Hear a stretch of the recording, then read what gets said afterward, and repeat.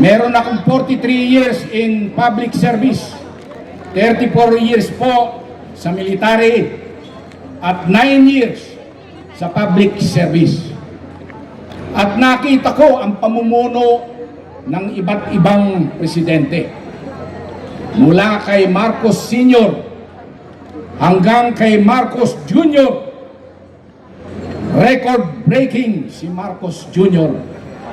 Dahil dinidescribe siya ng karamihan ng mga Pilipino na the worst president we ever have.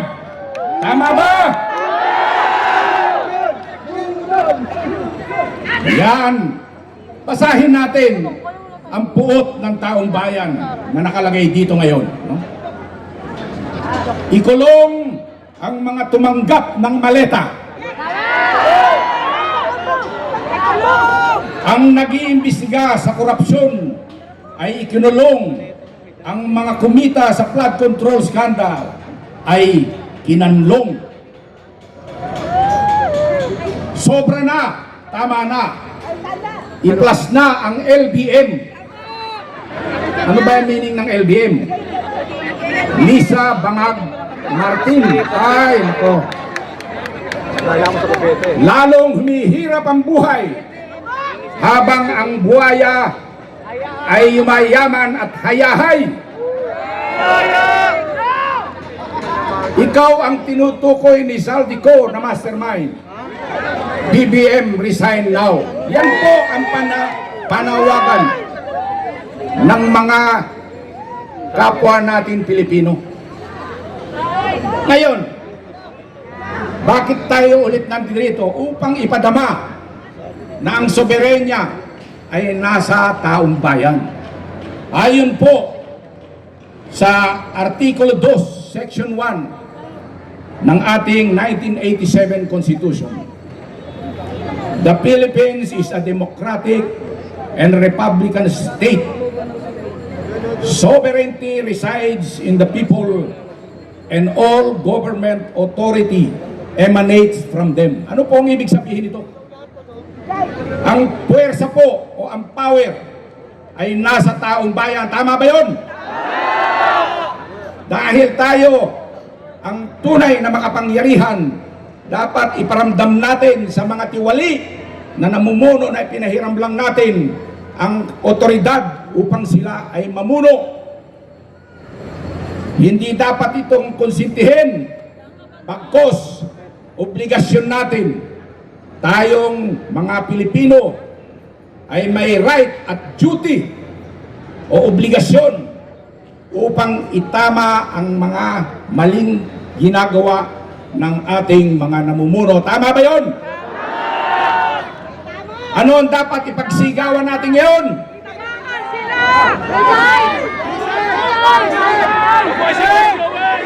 Ano yun?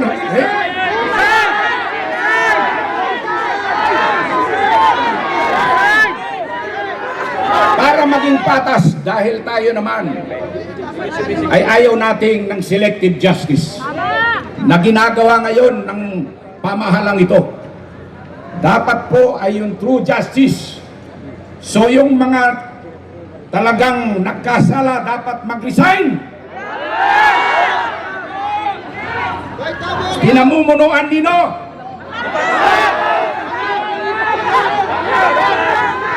Tama po. Kanina narinig ko, napakaganda nung isang tinukoy ni Colonel June Metran. Nagsama po kami niyan sa Mindoro. No? Nung ako po ay brigade commander. At isa po siya sa mga pinakamagaling na opisyal ko. No? Ano sabi niya kanina? Citizen arrest. Pwede pong ipa-implement yan ng taong bayan dahil tayo po ang tunay na makapangyarihan. Tama ba? So alam ko marami pang mga iba dito na nais na magsalita. Ito, basahin ko muna. Accountability. Marcos, resign now. Marcos, you are accountable to what's happening in our country. BBM, tama na, sobra na. Umaba ka na. Yan po ay panawagan ng taong bayan. Libo-libo po ngayon ang nandirito. Hindi po kami magsasawa dahil karapatan po namin na sumigaw kapag yun, sawa na ang taong bayan. Kapag ang ating mga namumuno ay siya mismong nagbebendalo, sila mismo ang sumisira sa ating independensya, sila mismo ang mga nagnanakaw, dapat po katungkulan natin at karapatan na baguhin ang sistemang ito. Tama ba? Por sa maayos na pamamaraan. Hindi po natin gagayahin yung mga subversibo, yung mga ngayon ay kinakanlong ng ating pamahalaan, yung mga kaliwa, yung mga CPP, NPA, NDF. Tinanong kanina ni Colonel Metran na dati nating kinakalaban, ngayon nasaan na sila ngayon? Nasa Kongreso na mismo. Sila mismo ang mga nagdidikdik kung ano ang dapat gawin ng gobyerno. So, kahilingan natin sa ating mga mamamayan na nandito ay accountability, truth, and justice. Kaya mabuhay ang Pilipino! Mabuhay ang Pilipinas! Mabuhay tayong lahat! Maraming salamat po. Yan, maraming salamat. General Kita, ngayon naman po, tawagin po natin ang susunod na magsasalita na si Captain Ray. Ito talaga naman, handang-handa talagang lumaban para sa bayan at palagi nyo na siyang nakikita. Si Captain Ray. Go, Captain Ray! Hello. Salamat, Miss Kate. Nakisama sa atin yung panahon. Maraming salamat sa inyong lahat. Marami akong binabasa kanina ang sabi, ayan na naman yung mga nagraraling mga epal. Ayan na naman sila, wala naman mangyayari sa rally. Kung titigil tayo sa pagsigaw, lalong magpupunyaki ang mga magnanakaw. Mabilis lang po ito. Kayo ang mamimili. Hindi na natin i-discuss ang malalim na problema ng bansa dahil halos lahat tayo sa buong Pilipinas alam na ang problema. Ang pag-usapan natin ngayon, solusyon. Kailangan magkaisa tayo sa solusyon. Paalala, kung may darating man rito na mga politiko or politically inclined individuals, sila yung mga tumugon sa panawagan ng UPI. Nanawagan tayo sa lahat, anumang political colors, nanawagan tayo sa kanila. Pumunta na kayo rito, magkaisa tayo, may panahon pa.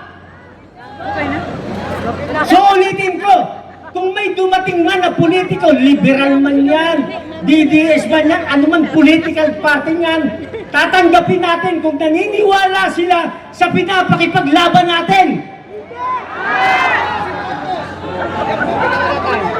Meron akong ilalatag sa inyo na 5 solusyon from worst to fair ways. Ibig sabihin yung worst, mamimili tayo. Number 1 na solusyon, patayin natin lahat ng masama sa bansang ito. Illegal. Illegal yun. May advantage, may disadvantages. Ang disadvantages nun, makukulong tayo. Lahat nandito, makukulong. Pag pinatay natin sila lahat. Ang advantage, hindi na tayo maghahanap ng matutulugan.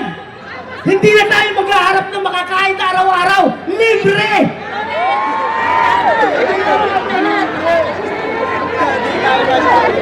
Kaya lang illegal. Ang mangyayari, makukulong tayo. Pero wala pang nangyari sa history ng buong mundo na 130 milyon na tao na kulong.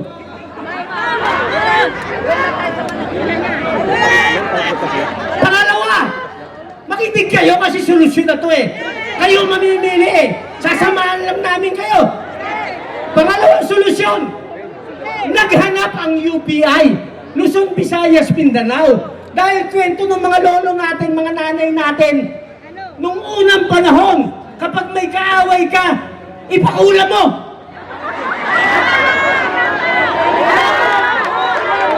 Potek na buhay ito.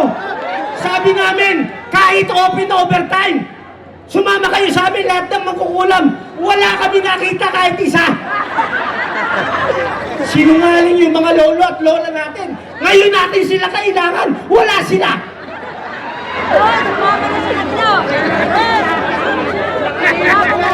Ngayon, kung meron lang magkukulam rito, isa lang panalangin namin.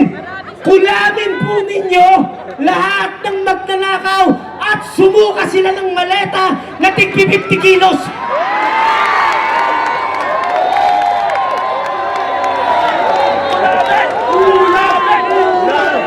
Kaya ngayon, sa social media ninyo, manawagan na tayo sa lahat ng nabubuhay pa ng mga ulam. Baka may buhay pa. Pangatlo, makinig kayo kasi solusyon na yung binibigay ko eh. Mamimili lang tayo eh. Pangatlong solusyon, sinabi na kanina, arestuhin natin at ikulong lahat ng masasama sa bansang ito. Pwede yan, pwede yan. Invoking our constitutional and inherent right. Paano po? Nananawagan tayo sa executive. Wala na tayong maasahan. Bangag sila lahat. Nanawagan tayo sa legislative branch, Congress, Senado. Ayaw nilang imbestigahan yung flood control. Gusto nila impeachment at ipakulong yung nagsasabi ng katotohanan. Sa judicial branch naman, wait and see sila. Yung iba nababayaran. Ang problema natin, hindi naman lahat. Hindi lahat. Pero yung nasa taas ng mga general ng PNP at AAP, tumanggap rin. Kanino pa tayo iingin ng tulong? Kay Superman at Batman? Pag wala na tayong matakbuhan, sama-sama tayo, arrestin natin sila lahat.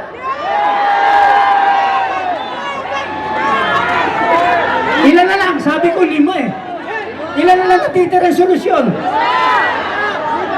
Eto, magugustuhan nyo. Eto, epektibo ito. Pang-apat. Gusto nyo marinig? Ipanalangin natin lahat.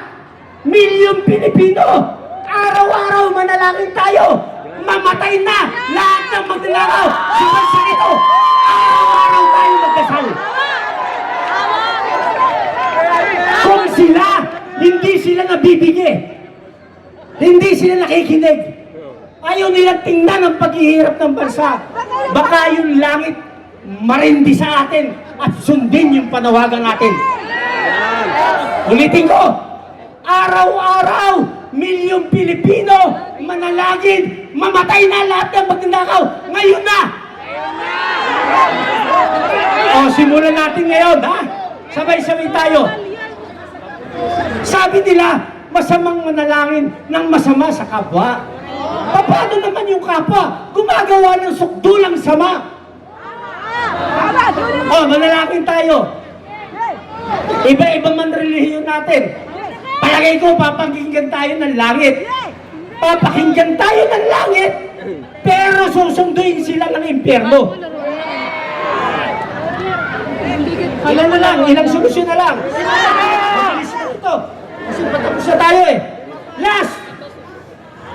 Linggo-linggo tayo magrarally hanggang dumami tayo para yung step 1, yung option 2, option 3, option 4 magawa natin. Linggo-linggo magrarally tayo. Kaya ba kayo? Last! Panawagan ko kay General Romeo Browner, Sir! Ilang araw, retired ka na. You will go down in history na isa kang kurap at sumusuporta sa mga tiwaling opisyal ng gobyerno. Bago po ako magtapos, ang sabi niya maraming beses, hindi kami bulag, hindi kami pipi, hindi kami bingi. Hindi tayo naniniwala. Salita lang niya yun. Bago ako magtapos, General Romeo Browner, sir, may ilang araw ka pa kapag kumampi sa taong bayan at wala nang maghahanap kung meron man ng tinanggap mong maleta, tabla-tabla na tayo. Kampihan mo lang ang taong bayan. Ikaw ang natitira na payapang paraan. Makinig ka sa sigaw ng taong bayan. Kung hindi ka bulag, kung hindi ka pipe, hindi ka bingi. Actually, marami na akong pinatay na congressman. Sinaksak ko sa ngala-ngala. Sinaksak ko sa puso. Marami senador rin. Hinalukay ko yung bituka. Sinaksak ko. Pinugutan ko ng ulo. Lahat ng mga masasamang magnanakaw. Ang dami kong napatay. Putang ina. Nakagat lang ako ng nilagot at nagising ako. Marami pong salamat sa lahat. Laban tayo! Dahil pag huminto tayo sa laban na ito, tatapusin ang buhay natin. Ang masaklap, hindi tayo ang makakaramdam ng problema. Yung mga apo natin. Apo natin. Alin bang mahal ninyo? Yung mga magnanakaw o yung mga apo natin? Apo! Ipaglaban natin mga apo natin! Isigaw! Isigaw laban sa ating apo!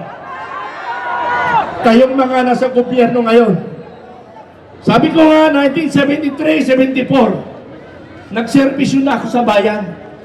Pero pag edad ko sa mga 14 anyos, nakita ko na ang takbo ng ating bayan.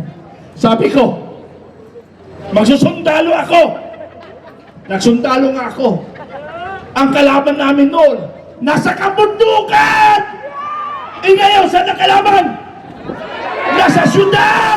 Naka-aircon! Mahirap.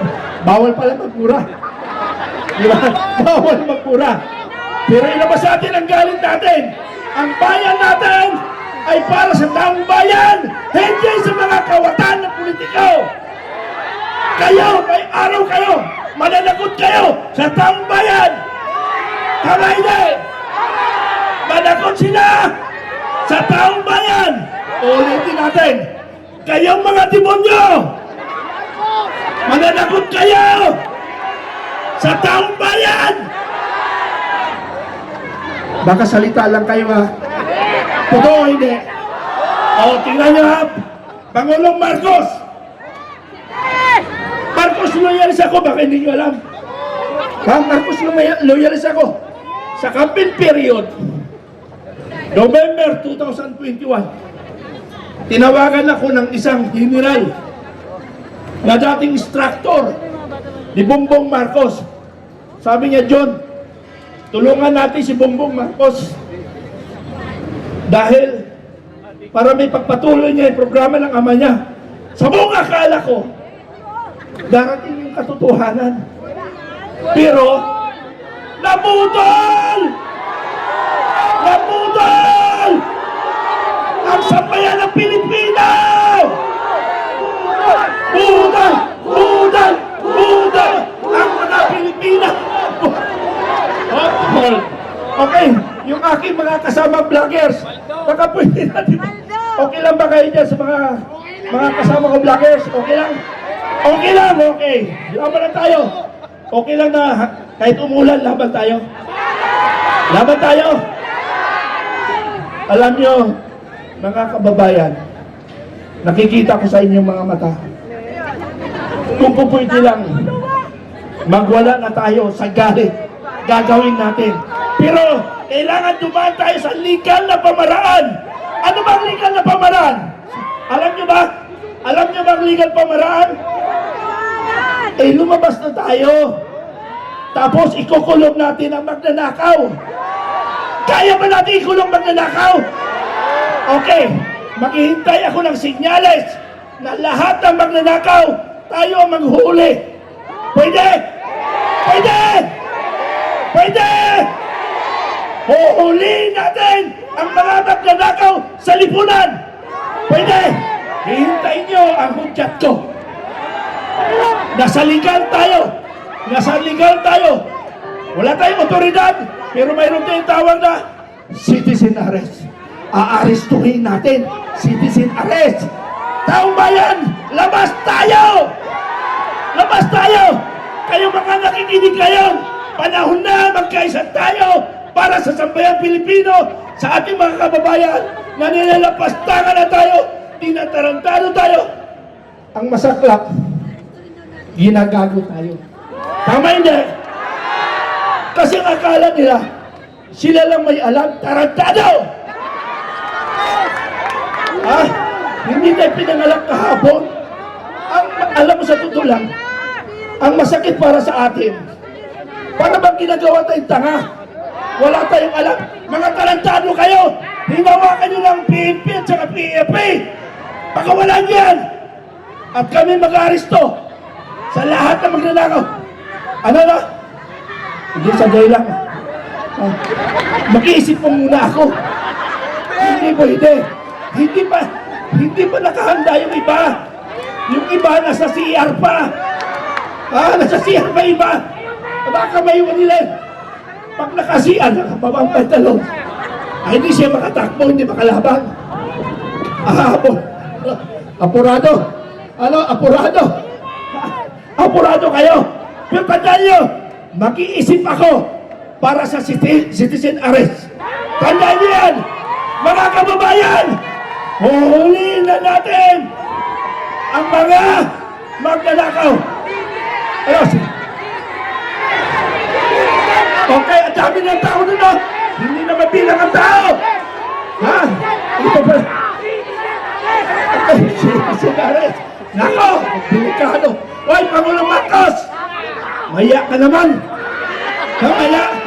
Maya ka, Pangulong Marcos! Sa Canada, ikinahiya ka. Ha? So mga kababayan, pwede ko na sanang ikuman ito. Pwede na kayo ikuman ko. Papunta tayo. Ha? Sige. Pero sandali lang bro. Sa Quiapo Church muna tayo. Quiapo Church! Ang gusto ko mangyari. Sa Quiapo Church, dasal tayo. Ipanalangin natin ang mga kawatan na baka mag-isip pa ng kabutihan para sa bayan. Okay ba? Pero tandaan nyo, hindi ko nakakalimutan yung sinasabi nyo na handa na tayong magbuwis ng buhay para sa kabubuti ng ating bayang Pilipinas. Naku, handa na! Dagdagan pa natin! Dagdagan pa natin! Aarestuhin natin! Ang Armed Forces ba at PNP, kaya natin arestuhin? Kaya ba? Kaya! Ha? Kahit 20 million lang tayo, kaya na natin silang arestuhin eh. Ha? Oo. Kasi tandaan nyo mga kababayan ha, kami mga sundalo, na-train kami para sa may baril lamang. Wala tayong baril. Paano nila? Hindi na, mag-aaral pa sila paano labanan yung walang baril. Kami naturuan paano lumaban sa kapwa may baril. Wala tayong mga baril. At magtanggal rin sila ng baril. Di ba patas ang laban? Suntukan na lang! Suntukan na lang! Suntukan na lang! Tingnan natin ang tapang nyo! Ang tapang nyo lang dahil inyo ang sandata!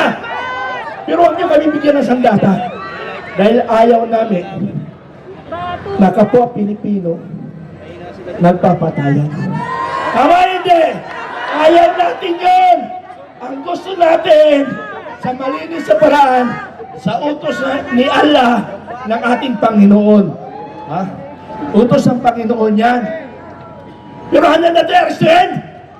Arestuhin! Arestuhin! Arestuhin! Arestuhin! Arestuhin natin ang magnanakaw! Okay, maraming salamat at maraming pang tagapagsalita. Mag-isip kayo, mag-invite kayo, pag-isipan nyo, hintayin nyo pag ako umakyat sa itablado na pag nagsinyas ako, Pupunta na tayo sa Quiapo Church. Maraming salamat. Quiapo Church sa Magatal. Ayan,